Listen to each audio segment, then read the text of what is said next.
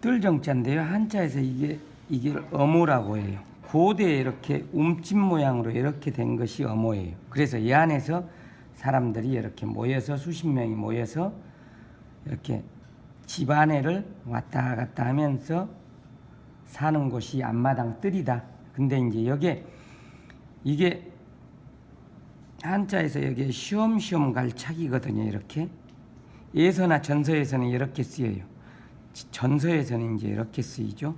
이렇게 이게 발이란 뜻이에요. 발가락이 이렇게 있는데 엄지발가락 이렇게 해서 엄지발가락이 있고 고대의 갑골은 이렇게 발가락이 이렇게 돼서 이게 서서히 이런 식으로 이렇게 됐다가 이렇게 비어는 거예요. 그래서 이게 수염을 휘날리면서 한 발 한 발 나간다는 뜻이에요. 근데 이제 여기에 이걸 갖다 후대에 오면서는 새해 복 많이 받으십시오.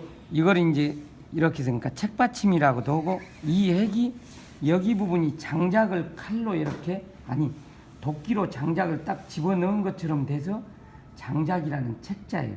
책핵으로서 여 밑에 있는 글씨가 위의 것을 받쳐준다 그래서 책받침이라고 그래요. 여기에 근데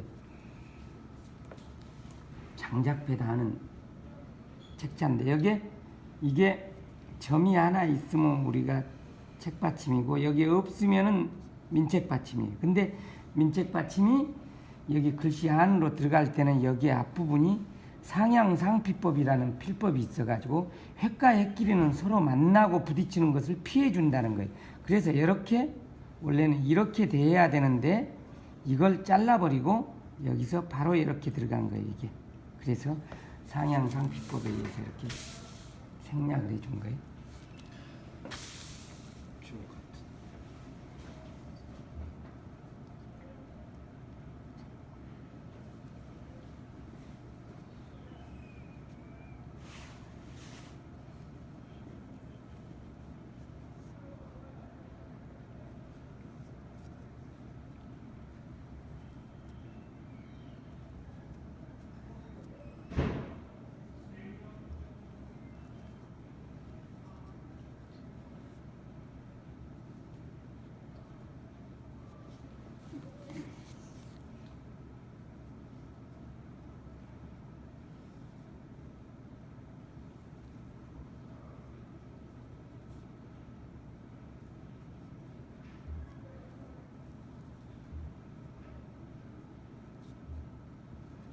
여기 행랑이란 낭자인데요. 이것만 하면 이건 밝을 낭자예요. 이 말은 무슨 말이냐면 고대에는 남자들 중에서 가장 인물이 좋고 학식이 많고 그런 사람들은 이렇게 그러니까 머리 위에다 이렇게 머리를 올려가지고 사람이 이렇게 앉아서 공부도 하고 정치도 하고 그런 사람. 그래서 우리가 낭도라고 그러죠. 낭도, 화랑도도 전국적으로 가장 인물이 좋고 미남이고 학식이 풍부한 사람을 갖다가 화랑도로 해서 이렇게 그러니까 머리 위에다 화관을 꽂아서 우리가 화랑도라 보통 그러죠. 이렇게 화랑 이렇게 낭자 이건가? 헷갈리네 좀. 예. 그래서 이제 그런데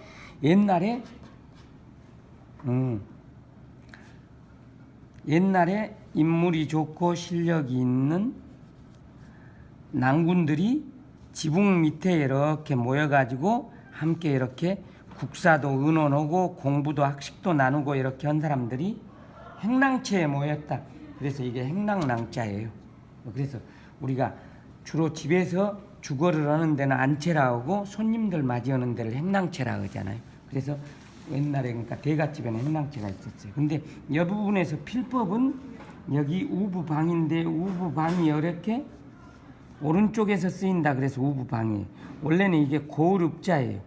고을읍자가 이렇게 어떤 글자하고 합체해서 쓰다 보니까 이렇게 변한 거예요.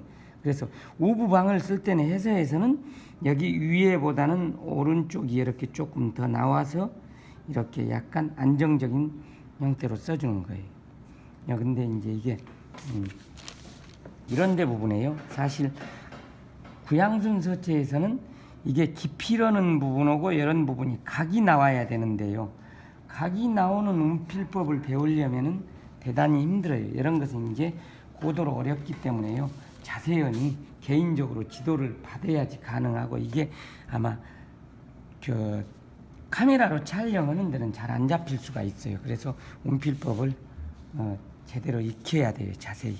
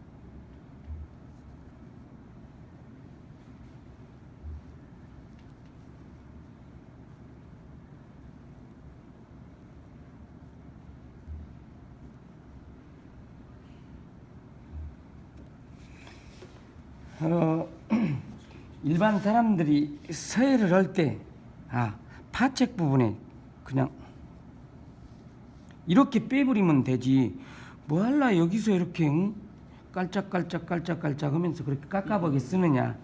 이 붓이라는 것은, 피로라는 것은요, 여기 부분에서 이렇게 돼버리면 붓을 뿌려버리는 거이지 붓이 수필이 안 되는 거예요. 수필이라는 것은 붓이 딱 붓털이 이렇게 흩어져 있던 것을 수렴을 해서 가운데로 모으는 역할을 해야 되는 거예요.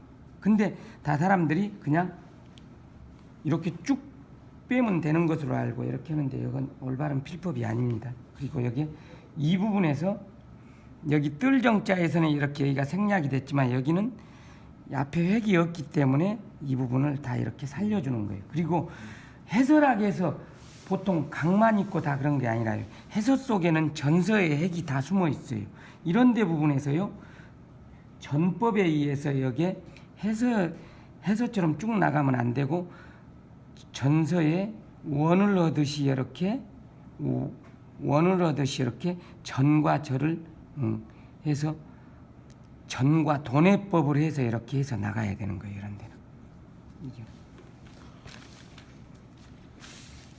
이끌다, 쭉 이어져 나가다 이런 뜻이에요.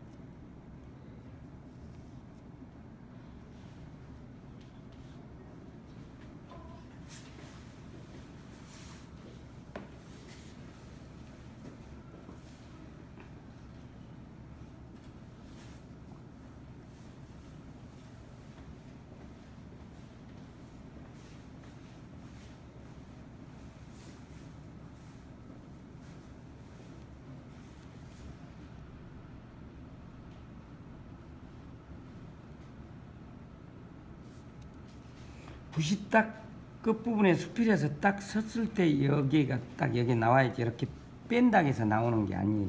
그래서 이게 돌회자는 원래요, 고대에는 이렇게 된 게 회자예요. 이게 뭐냐면요, 우리가 물이 흘러가다가 절벽이나 뭐에 부딪히면은 물이 회오리 쳐서 이렇게 뺑뺑이 도는 거예요. 이걸 보고 회자를 만든 거예요. 그래서 회자인데 이제 그 후대 요건 이제 빙빙 회차 돌아가는 거이고, 이걸 써서 이제 더 이제 돈다 이런 뜻을, 이제 사람이나 어떤 물건이 움직이는 것을, 이런 것을 이제 회라고 한 거예요. 그래서 회차 쭉쭉 계속해서 돌아가는 거예요. 그래서 이게 서예라는 게요, 필법이 대단히 중요하기 때문에 이론을 제대로 알지 못하고 운필법을 그러니까 배우게 되면요, 굉장히 오차가 심해져 가지고 이 붓끝 하나 다루는 것을 정확한 이론으로 알아야 되는데요, 이론이 안 들어가게 되면은 자기 멋대로 이렇게 자기 생각대로 써버리면은 이게 좋은 글씨를 절대 쓸 수가 없어요. 그래서 왜 그러냐면 이런 이론이 다 들어가 있는 이유가요. 자기가 공부하는 기간은 기껏 해봤자 10년, 20년밖에 안 되는데 이 이론은 수백 년, 수천 년 동안의 선배들로부터 최고로 좋은 방법을 통시적인 방법에 의해서 하은주 시대 때부터 고대로부터 시작해가지고 명청 우리나라 이런 시대까지 다 이렇게 중간중간에 필법을 천재들이 어떻게 하면 붓을 운필을 잘 다룰 수 있을까, 획을 잘 뺄 수 있을까 이런 것을 다 축적해 놓은 게 이론이에요. 근데 이론이 바탕이 들어가지 않고 자기 혼자 그냥 책 보고 이렇게 쓴다든지 그렇게 하게 되면은 책하고 비슷하게 쓸지는 몰라도 옛날 선인들이 해놓은 것에 그 왕이지나 구양순이나 이런 사람들보다도 근접거리에 갈 수 있지만은 비등하게 쓸 수도 없고 더 이상 뛰어넘을 수가 없어요. 그래서 필법은요 이론이 대단히 중요하고 이론에 맞춰서 실기가 대단히 중요해요. 근데 이론만 알고 실기만 할 줄 아는 사람이 있고 실기는 제대로 모르는데 이론은 대단히 잘하는 사람들이 많아요. 그래서 이론과 실기를 실제로 배우려면 옛날부터 스승의 침이 튀기는 거리에 앉아서 무릎제자식으로 배우란 말이 있어요. 그래서 여기 물론 이제 사진이나 인터넷이나 안 그러면 유튜브나 이런 것으로 어느 정도는 배울 수는 있지만은 직접 와가지고 설명을 듣고 자세한 분놀림을 이렇게 익혀야지만이 가능하죠. 그래서 이게 유튜브로 이렇게 하는 것이 잘 해드린다고 저는 하지만 할 수 없는 부분이 많아요. 대단히 설명할 수 없는 부분이. 그래서 직접 와서 설명 들어야지 가능한 부분이 많기 때문에 좀 안타까워요. 아이고 고맙습니다.